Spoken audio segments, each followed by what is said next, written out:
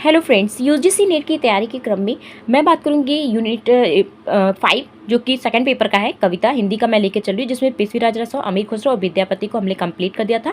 कबीर की बात करेंगे जो हजारी प्रसाद द्विवेदी की रचना है, उनकी कविता है। और मैं बहुत ही लॉन्ग वीडियो नहीं बनाती हूँ, बहुत ही कम समय में आपको एक डायग्राम माइंड में बैठ जाता है। एक तरीके से ये समझ जाते हैं कि इसमें हमें पढ़ना क्या है।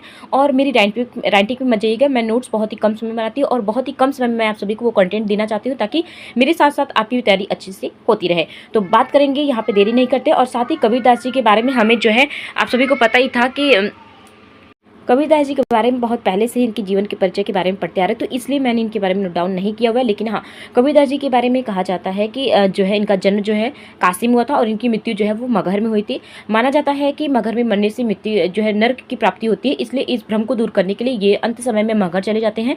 1398 में इनका जन्म होता है और इसकी जो है नीरू और नीमा जुलाहा दंपति ने इनका पालन पोषण किया था। और इनके कमाल और कमाल इनकी पुत्र और पुत्री थी और लुई इनकी पत्नी थी। ये इनके बारे में कुछ इन्फॉर्मेशन है। साथ ही काशी में हम प्रकट भय रामानंद चिताए, इनकी एक लाइन है जो कि बहुत ही ज़्यादा इंपॉर्टेंट है, एग्जाम में कभी बार पूछे जाते हैं। इनके कुल, आप सभी ने साखी बीजक पढ़ा होगा, जिसमें साखी शब्द रामायणी इतना ज़्यादा जानते होंगे। लेकिन अगर इनकी कुल रचनाओं की बात करें तो इनकी कुल 63 रचनाएं हैं, जिसमें से प्रकाशित इनकी जो रचनाएं हुई थी वो 43 रचनाएं प्रकाशित हुई थी और जो अप्रकाशित है वो 20 है। ये आपको थोड़ी बहुत इसके बारे में जानना पड़ेगा। और कुछ जो इंपॉर्टेंट इनकी रचना है यहाँ पे मैंने लिख लिया है। अनुराग सागर, विवेक सागर, मोहम्मद बोध, हंस मुक्तावली, ज्ञान सागर, ब्रह्म निरूपण, रक्षा बोध की रामायणी, विचारमाला, कबीर गोरख गोष्ठी। ठीक है। डॉक्टर राम कुमार वर्मा जो है, इनकी दूसरी पत्नी का भी नाम इन्होंने माना है कि इनकी दूसरी पत्नी भी थी रमजनिया, जिसमें जो है नहाल और निहाली इनके पुत्र और पुत्री का नाम है। ठीक है। आचार्य रामचंद्र शुक्ल, श्याम सुंदर दास, गुलाब राय, पीताम्बर दत्त, स्वयं कबीर खुद को जो है अनपढ़ मानते थे। और कुछ ऐसे भी हैं जिन्होंने इनको अनपढ़ माना है, जिसमें नागरिक प्रचारी सभा के जो सदस्य थे, जिसमें हजारी प्रसाद द्विवेदी, नंदुलाल वाजपेयी, गणपति चंद्र गुप्त, मिश्र बंधु, ग्रियर्सन और नामवर सिंह, इन्होंने इन्हें अनपढ़ माना है। क्वेश्चन ऐसे बन सकता है कि कौन कौन से ऐसे जो कवि हुए हैं जिन्होंने इनको अनपढ़ माना है, या जो मानते हैं कि यह जो है बचपन से ही नहीं पढ़े लिखे थे, इनके शिष्य ने इनकी रचनाओं को लिखा है। उस इस तरीके से प्रश्न बनते हैं। अगर यहाँ पर हमने आप सभी को बताया भी था कि बीजक इनका जो संकलन धर्मदास ने किया है, इनका संकलन करता किसको माना जाता है? धर्मदास को। साथ ही शबद रामायणी जो कि आपको बहुत पहले से पढ़ते हैं, इसमें 59 भाग हैं, शबद में जो है वो 23 भाग हैं और उसके साथ ही रामायणी में इनकी 47 भाग है। पहला अंक यहाँ पे 2 भागों में डिवाइड किया गया है, साखी को, जिसमें 2 अंक है, जिसमें पहला अंक है गुरुदेव को भंग यहाँ पे जो है, और दूसरा अंक है अविहड़ को अंग। ठीक है, ये आपको पढ़ना होगा। ठीक है। उसके साथ ही यहाँ पे जो शबद होती है वो गे पद है, उसमें भाव का प्रधान है, भाव प्रधान है, योग साधना और कीर्तन संबंधी बातें की गई। इस तरीके से भी क्वेश्चन बन सकता है कि कीर्तन संबंधी बातें बीजक के किस शाखा में लिया गया? साखी, शबद, रामायणी, तो आपको पता होना चाहिए कि यह शबद में है। भाषा इसमें ब्रज है, पूर्वी बोली है। उसके साथ ही रामायणी में जो है चौपाई और दार्शनिक विचार का प्रयोग किया गया है।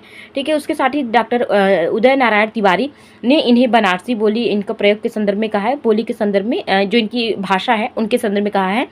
श्याम सुंदर दास ने पंचमेल खिचड़ी कहा है, आचार्य रामचंद्र शुक्ल ने सधुकड़ी भाषा कहा है, हजारी प्रसाद द्विवेदी भाषा का डिटेक्टर मानते हैं वो कबीरदास जी को। उसके साथ ही बाबू राम सक्सेना जो है अवधि भाषा का प्रथम संत कवि मानते हैं। वासुदेव सिंह जो है इन्हें सच्चे लोकनायक मानते हैं। उसके साथ ही यहाँ पे जो है इनकी कुछ लाइनें हैं जो कि काफ़ी ज़्यादा इंपॉर्टेंट है। मैंने कहा भी था कि बताया भी कि 160 से लेकर के 209 जो है इनके पद संख्या हमें पढ़ने हैं, तो पूरा तो नहीं पढ़ पाएंगे। मुझे जो इंपॉर्टेंट लगा वो मैंने यहाँ पे लिखा है, और जो भी मुझे पता था उसको मैंने यहाँ पे नोट डाउन नहीं किया हुआ है। बट आपको इतना बताऊँगी कि इन्होंने जो कबीरदास जी को निर्गुण ब्रह्म ज्ञानाश्रय शाखा के कवि माना जाता है, इसलिए इन्होंने जो है गुरु की महत्ता का वर्णन किया है, निर्गुण ब्रह्म की उपासना की है। उनके बारे में इनके जो है दोहों में दिया गया है। 161 में दिखाया गया कि पूजा सेवा नेम व्रत गुड़ियन का सा खेल, जब लगी पीयू पर सेल नहीं तब लग संशय मेल। ये इंपॉर्टेंट था और 1-2 बार एग्जाम में पूछे गए हैं, इसलिए मैंने इसको नोट डाउन किया है।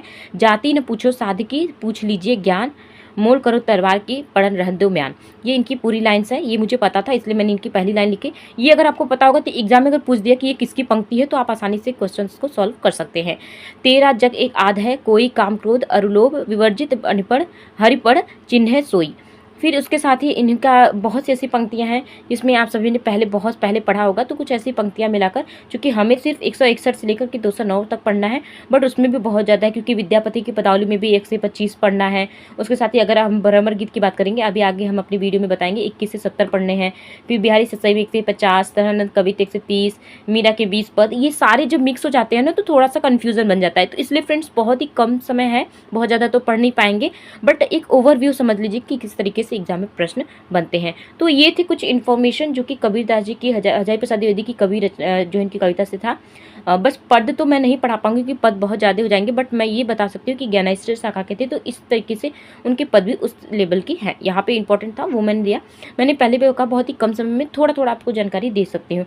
नेक्स्ट मेरा जो वीडियो रहेगा वो नागमती वियोग खंड से रहेगा, 12 मासा का वर्णन, उसमें कौन कौन सा वो सभी मैं बताऊंगी। उसकी वीडियो आप सभी को कल मिल जाएगी 11:30 बजे। जुड़िएगा जरूर, देख लीजिएगा, अपलोडेड रहेंगे। और उसके बाद साथ ही मैं आप सभी को शाम को 3:30 बजे जो मेरी वीडियो रहेगी वो सूरदास का भ्रमर गीत रहेगा। ये वीडियो के बाद आप कल टाइम पे 11:30 बजे सुबह वाला देख लीजिएगा और शाम के 3:30 बजे। ठीक है फ्रेंड्स, बाय बाय।